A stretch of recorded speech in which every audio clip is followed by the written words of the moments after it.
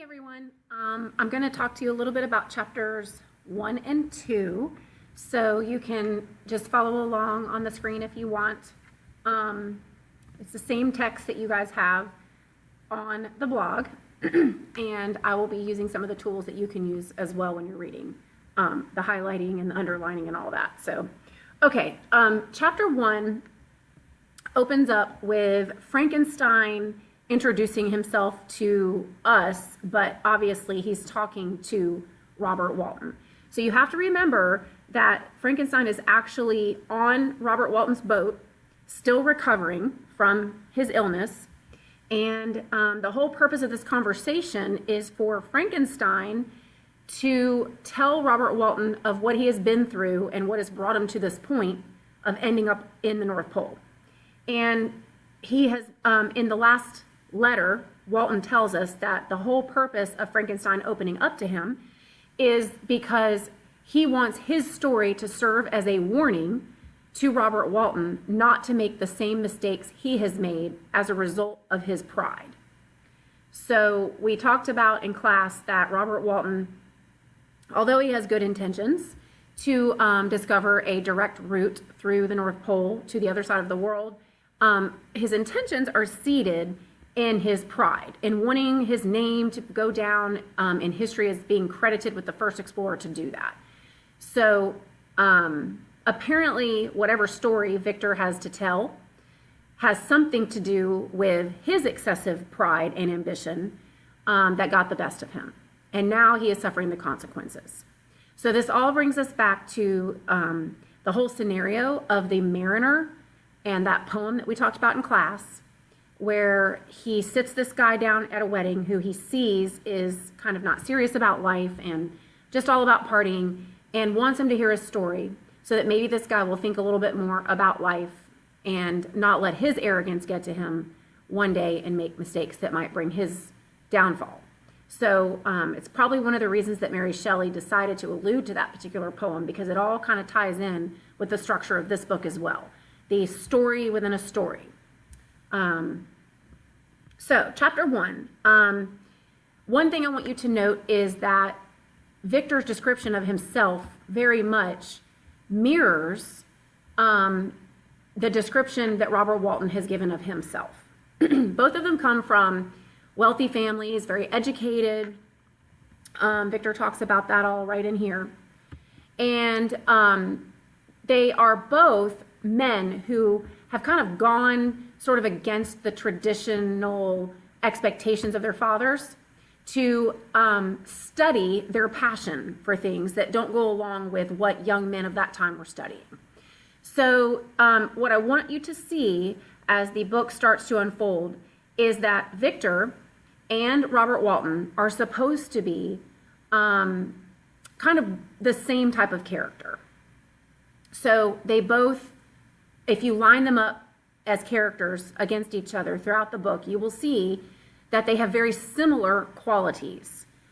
So when you learned in the doppelganger lesson about characters being like reflections of each other and kind of one and the same, Mary Shelley most likely intends for Victor and for Robert Walton to be kind of a doppelganger of the other. They're both on the same path to find out some kind of knowledge about the world that may bring their destruction.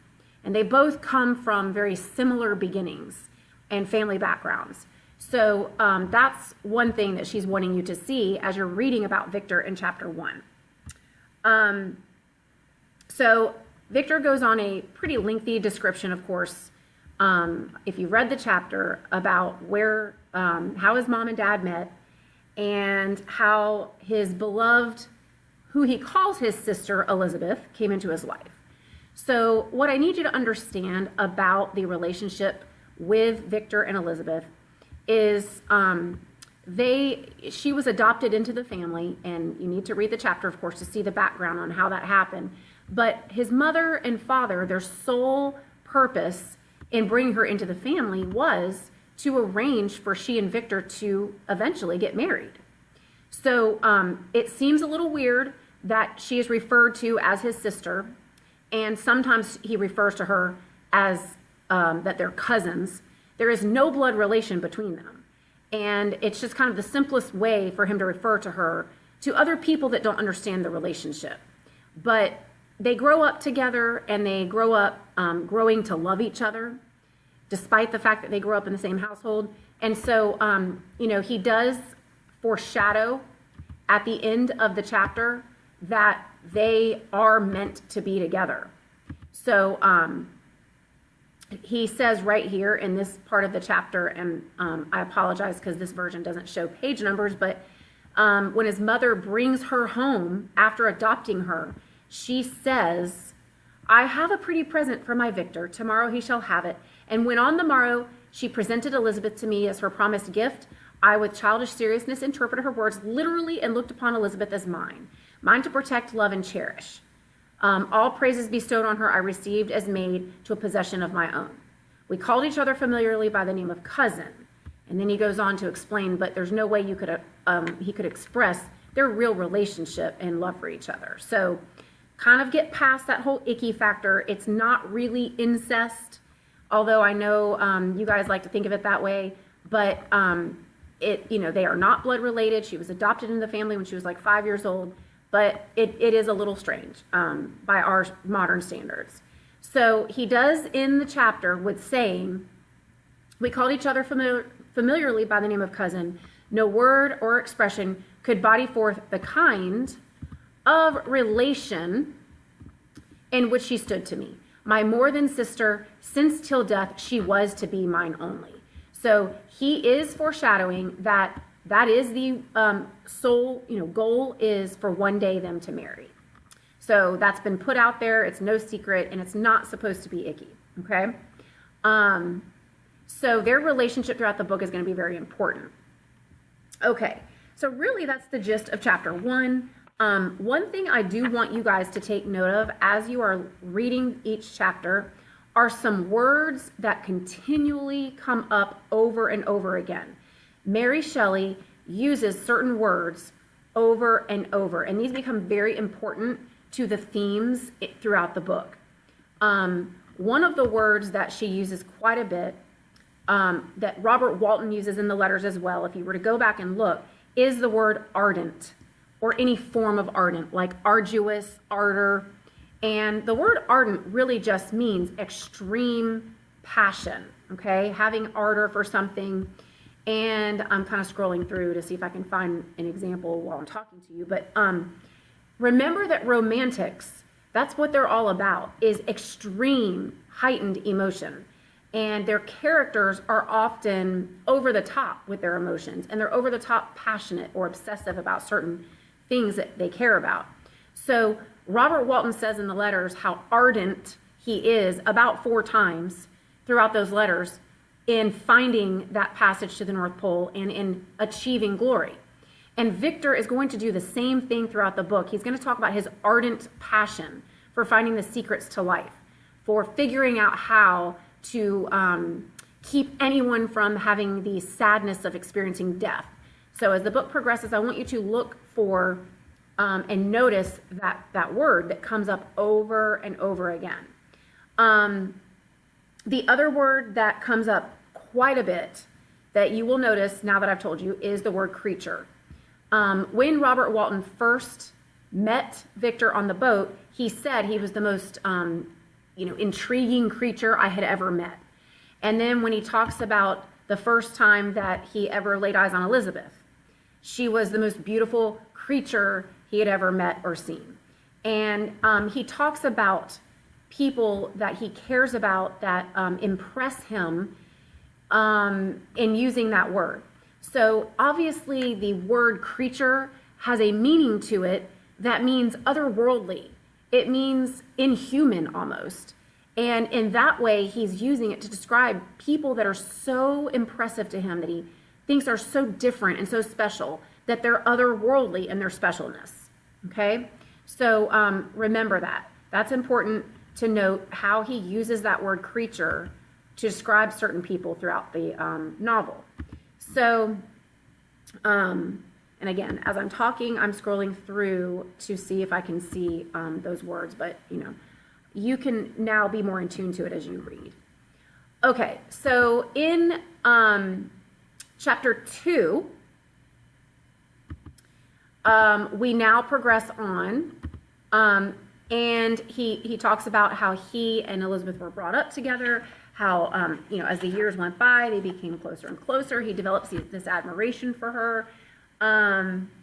He says right here, Elizabeth was of a calmer, more concentrated disposition, meaning than him.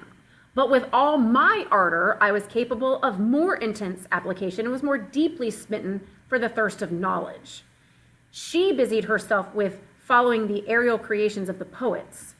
And then, how she's like very appreciative of nature and how she just kind of appreciates life. And he says he is more obsessed with delighting in investigating the secrets of nature. The world to me was a secret which I desired to divine. Curiosity, earnest research to learn the hidden laws of nature were unfolded to me among the earliest sensations I can remember. So basically what Victor is doing is telling Robert Walton, from the beginnings of when I was really little, I began this obsession with learning about the secrets of nature, the secrets of what creates life. Scientific secrets. That was his passion growing up. Kind of like Walton's passion, he tells his sister, has always been about exploration. So you can see how that that doppelganger relationship between Victor and Walton is beginning to show up. It's like Victor is hinting as he's telling Walton the story, he's hinting to him, look, you are a lot like I am. I can see it in your eyes. You may end up going down the same path that I went down. So keep that in mind as he's continuing to tell this story to Robert Walton. So Victor goes on to tell some more things about his life.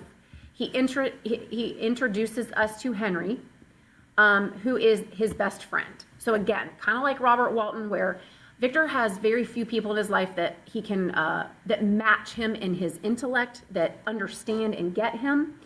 So Elizabeth and Henry, who he calls Clerval by his last name, are the two people in his life that kind of, take that sort of role. They are direct contrasts to Victor. They're a foil, a character foil to Victor. And you may have talked about character foils when you read Romeo and Juliet, how Benvolio and Romeo were complete opposites, and Benvolio and Mercutio were complete opposites, and so forth. Well, that's how Victor and Henry and Elizabeth are. Whereas Victor has certain qualities and Clerval and Elizabeth have certain qualities that are, similar. If you were to put them together and line them up next to each other, and you line up all of these similar categories in all of the characters, they would be direct opposite reflections of each other. So that's what a foil is characters that are pitted against each other in direct opposites by the by the author. So Elizabeth's character and Victor's character are supposed to be like complements of each other, but complete opposites. Same thing with Henry. They complement each other because they have a lot of similar categories. Their desire to learn, their love of life, their respect for nature, that kind of thing. But they're so opposite in their way of approaching the world. And you're going to see how that becomes very important throughout the book.